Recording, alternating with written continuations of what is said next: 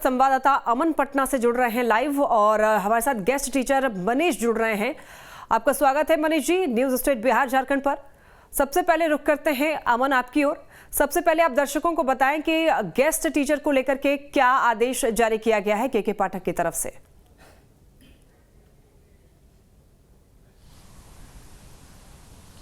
जी बिल्कुल Lakshmi, guest teacher को लेके कल के पाठक ने एक फरमान जारी किया है जिसमें ये कहा गया है कि जो शिक्षक भर्ती है, जो प्रक्रिया भी चल रही है, एग्ज़ाम ख़त्म हुए हैं, उसके बाद जो अन्य प्रोसेस है वो होने, तो जब तक ये पूरी प्रक्रिया समाप्त नहीं हो जाती है, शिक्षक भर्ती बहाली समाप्त नहीं हो जाती है, जब तक गेस्ट टीचर विद्यालयों में पढ़ाएंगे बच्चों को।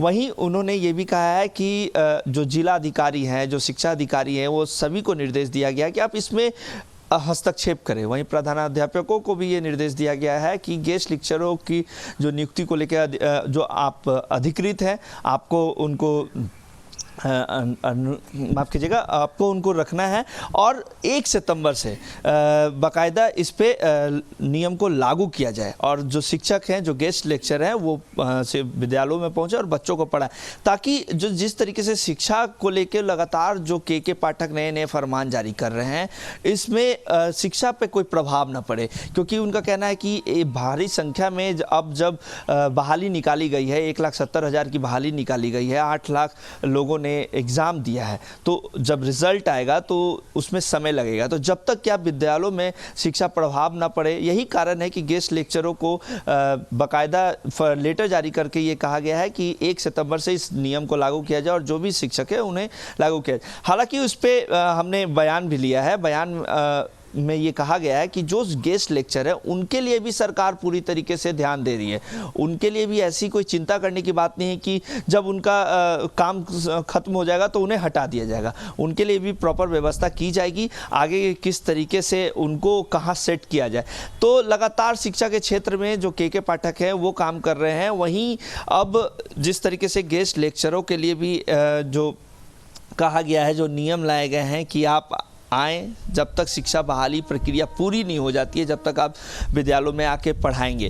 लेकिन सरकार ने ये कह दिया है कि उनको भी चिंता करने की जरूरत है, हम उनके लिए भी आगे हैं। लक्ष्मी, ठीक है अमन। तो एसीएस के पाठक के आदेश और फरमान से ये बच्चों के लिए तो अच्छा जरूर है, लेकिन ये इसका असर शिक्षकों पर कितना पड़ रहा है, ये जानने के लिए हमारे साथ मनीष जी बैठे हुए हैं, गेस्ट टीचर हैं।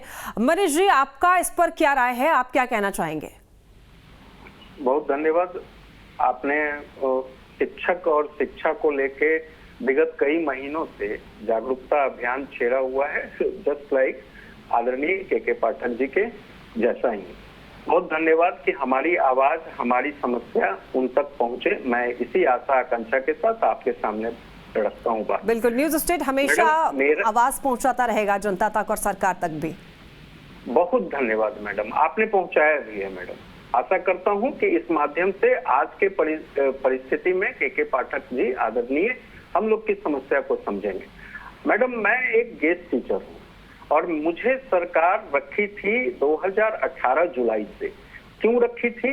इसलिए रखी थी कि +2 स्कूल का उत्क्रमित होने के बाद उनको शिक्षक नहीं मिल रहे थे, खासकर उस विषय में जिस विषय की आवश्यकता आज के जनमानस को है, विद्यार्थियों को है, वो है साइंस और अंग्रेजी। और साइंस अंग्रेजी में हम लोग जब आए थे, उस वक्त जब हम लोग आकलन किए तो लगभग 68 to 69% रिजल्ट इंटरमीडिएट का होता था। अच्छी बात है। हम लोग के आने के बाद अगर आप एनालिसिस करेंगे तो लगभग रिजल्ट का रेशियो 90% अप्रोक्स चला गया। 2023 मार्च में जो रिजल्ट निकली वो 90% अप्रोक्स है मैडम। तो कहीं ना कहीं गेस्ट टीचर के आने, अतिथि शिक्षक का विद्यालय में आने से साइंस और अंग्रेजी विषय का शैक्षणिक व्यवस्था सुदृढ़ हुआ, ये सरकार भी मानती है। उसके बाद हमको रखा गया कि भैया आप शैक्षणिक कार्य करोगे।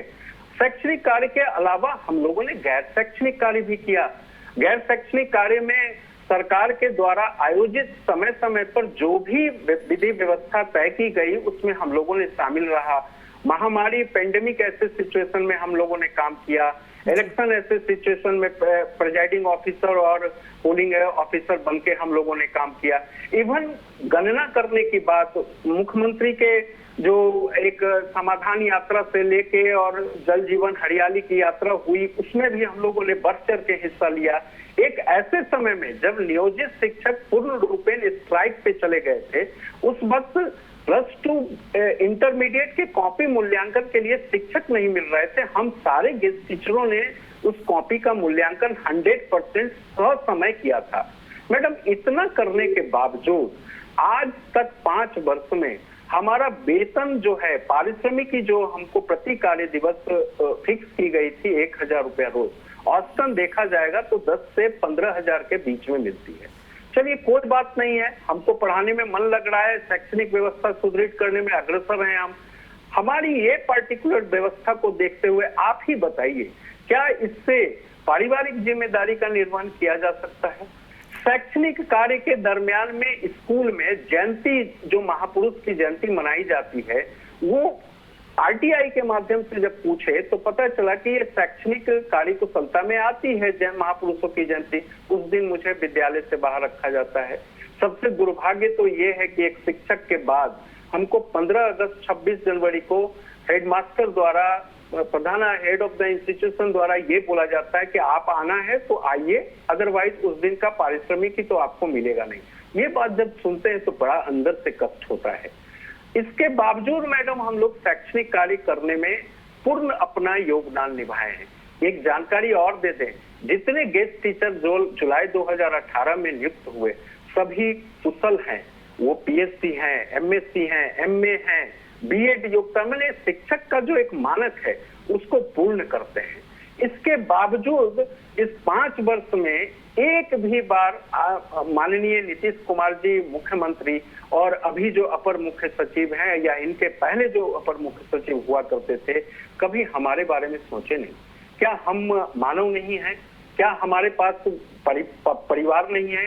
बूढ़ी माता का प्रति माह का खर्चा 2000 रुपया सिर्फ दवा का आता है मैडम। बाल बच्चे पढ़ने में, किताब खरीदने में बड़ी परेशानी होती है मैडम। इसके बावजूद हम एक ही निवेदन करते हैं कि आदरणीय के पाठक जी, आप उतरे हैं शैक्षणिक व्यवस्था और शिक्षा को सुदृढ़ करने के लिए। आपका स्वागत है, हम लोग बढ़ चढ़ के आपका स्वागत कर रहे हैं।